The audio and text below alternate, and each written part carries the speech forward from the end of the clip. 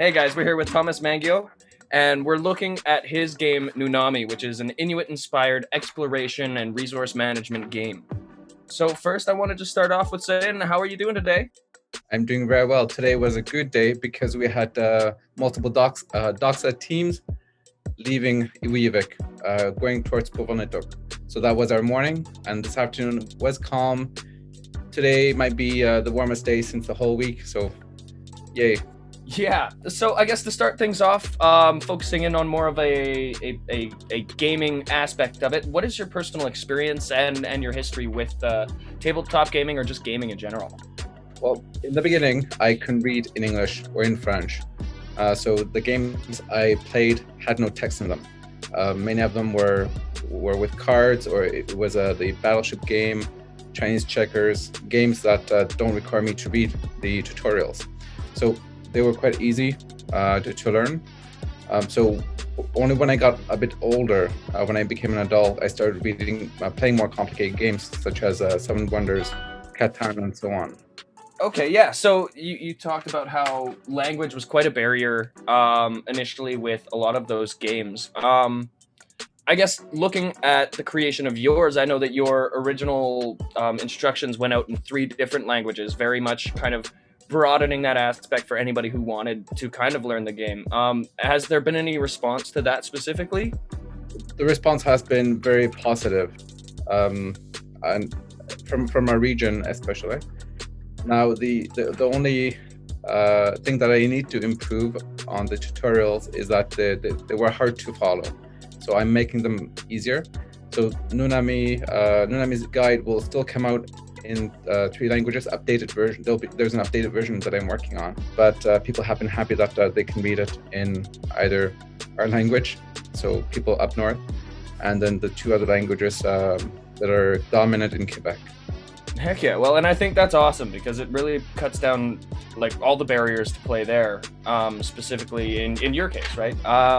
But moving on from that question, what was your initial inspiration for creating Nunami? Well, I love to create things.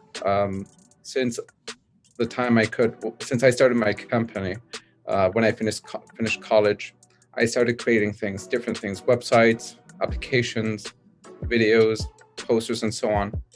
And I felt that I wanted to share something more, something that was important to me.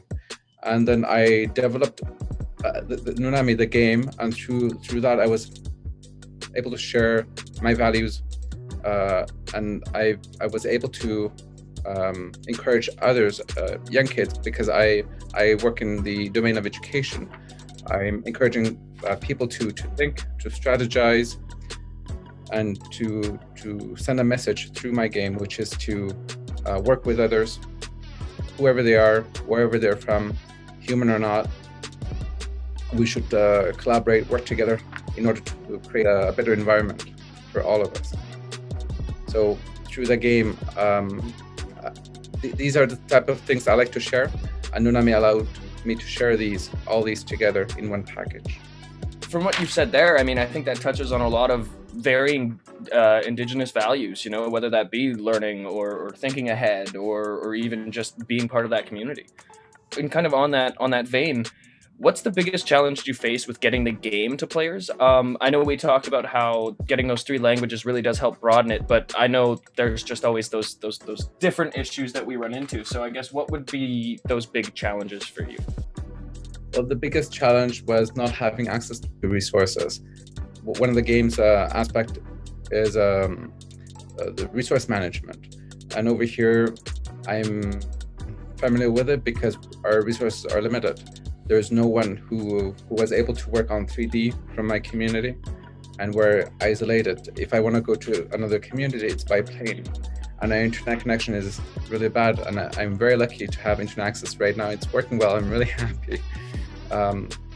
Normally we have a hard time, so it's hard to look for people who could help. So I think just the fact that I had to learn how to model 3D objects, and then learn how to make packaging, and then learn how to make several things, get it out, find money, because we live in a community, in a very small community, not with so much money. So I ended up using cereal boxes I had, the school's 3D printer that we had ordered a while back. Tried the game with my family, with friends. So I think the whole process, making a prototype, was challenging, and then after that, it's still very new for me to take something out from our community into the world. So learning how to find the storage, a warehouse, how to work with a warehouse, and all the cost. I'm not a big finance guy, so the management of funds, these stuff, they were all new. And as somebody who's been kind of trying to dip his toe into 3D modeling, I know that is a wealth and a huge area to even try to learn. So kudos to you on that part. And we did talk about how, branching out and taking this game from the community level to a kind of international out there level. Have you been surprised for how much demand there's been for an Inuit designed game?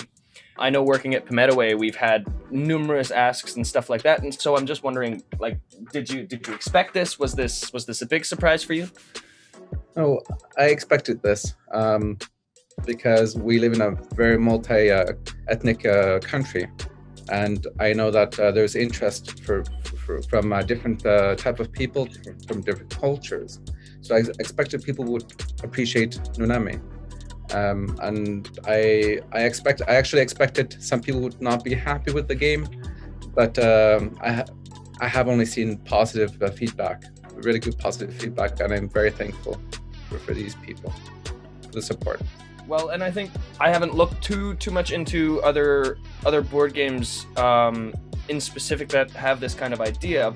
This is the first one I've seen that really has the First Nations input, as well as the kind of just forwarding from First Nations people that I've ever seen. And so I guess on that point, do you hope Nunami is kind of that branch point and that opener for more Indigenous people to start creating board games, or more board games to have that cultural influence? I believe so. And that has been one of my goals. So when I create things, I usually send a message to the people I'm in contact with. I made this. Do your own. Look, you can make your things.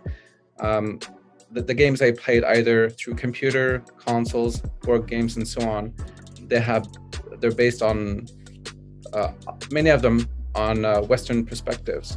I love these games, but many of them are about conquering, about making things mine, about dividing and so on.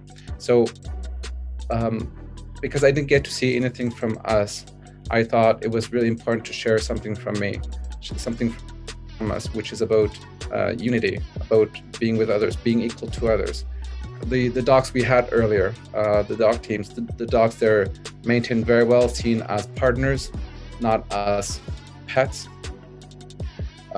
So sharing this perspective that we had a long time ago as Inuit, I'm trying to bring it back, and I hope these cultures that were a part of us, that cultures that are being replaced by a dominant one, is brought back bit by bit.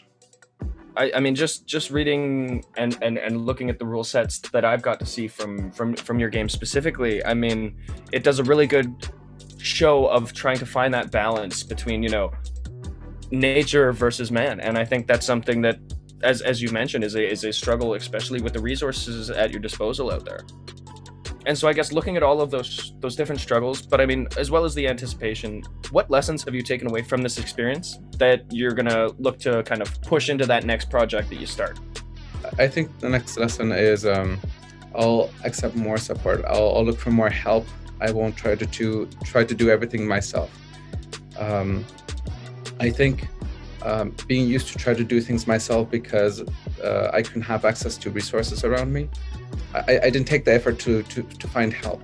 I think for next projects, I'll take up more steps to look for other people who can help me. I think that's it. Yeah, well, and in today's day and age where, you know, I think I've spent a bit of quarantine trying to up my skills and feel like I can do anything. I think there's a moment where I realized that as much as I like video editing, there are better video editors. And so that's a lesson I've got to take personally. So looking at the comment sections on Facebook and even Reddit for Nunami, there has been a lot of feedback. Is there a favorite piece of feedback that you have, an experience or a specific impact that you've seen?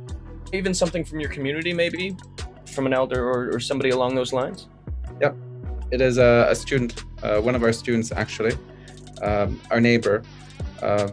He won the game Nunami through our school project, and just the fact that he was able to come to me for it, so I could teach him, that he looked forward to it. I think that might have been the most. No, actually, my daughter, who kept asking to play Nunami with me, and she's turning 10 very soon, in a month and a half. I mean, out here in Saskatchewan, I live on a reserve, and a lot of people, or a lot of counselors specifically, are talking about culture and how do we bring culture forward in today's day and age. And I think, you know, gamifying not specifically our culture, but elements to help make it more interesting to the youth is something that is going to really propel our culture back into the mainstream. And so I just want to say thank you so much for doing this. So I guess to kind of round this off, are there any plans for a follow-up project pretty soon here, or anything kind of kicking around in the old idea bucket? Well, Nunami, first thing I'm working on is the new guide. I'm making a guide that's easier to read, easier to follow. And then after that, I have some projects that I need to finish, projects that are not related to Nunami. So I'll do those. And then I think the next thing that I want to make available for Nunami is the card holder.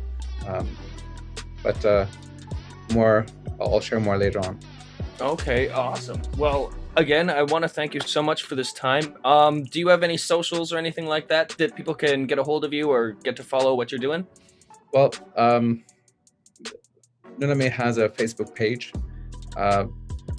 but I'm quite busy with our students at a school, so I'm not very active. If you guys want to learn more, please go and find Nunami on Facebook. There'll be lots there, as well as just some general info and tips. I know that there are a couple of videos over there as well. Awesome. Well, thank you again so much for your time. I hope you have a wonderful day, and thank you again. Thank you.